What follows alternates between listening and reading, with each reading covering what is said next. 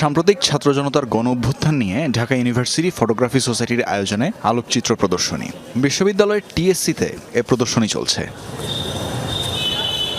প্রদর্শনী ঘুরে দেখেন বৈষম্য বিরোধী ছাত্র আন্দোলনের সমন্বয়ক সার্জিস আলম ও হাসনাত আবদুল্লাহ।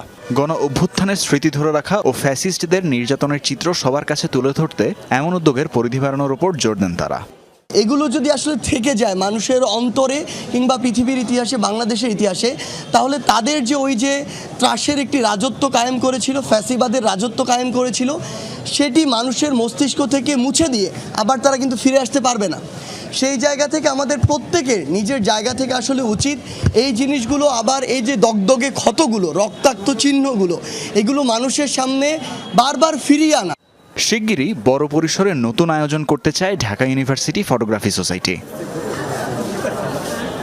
আন্দোলনের স্পিরিটকে যারা ধারণ করে তাদের সবারই এই কাজগুলোতে এগিয়ে আসা উচিত। বিশ্ববিদ্যালয় প্রশাসন আমাদেরকে এরকম একটা পজিটিভ ইঙ্গিত দিয়েছে, তারা পরবর্তীতে এরকম প্রোগ্রাম করতে চায়, তো সেক্ষেত্রে হয়তো ডিপিএস সেখানে একটা বড় একটা কন্ট্রিবিউশন রাখতে পারে। আমাদের কয়েকটা হল অলরেডি আমাদের সাথে কোলাব করতে চাচ্ছে তাদের হলে এক্সিবিশনগুলো করার জন্য। আমরা চাচ্ছি সেই হলগুলোর সাথে কোলাব করে প্রতিটা হলে হলে একটা এক্সিবিশন করা। ইন ফিউচার শিল্পগুলোতে বড় করে একটা প্রোগ্রাম আয়োজন করার চেষ্টা করব, যেটা আর কি পুরো বাংলাদেশ ব্যাপী হবে। বৃহস্পতিবার সকাল 11টায় শুরু হয়ে আলোকচিত্র প্রদর্শনী শেষ হবে সন্ধ্যা 7টায়।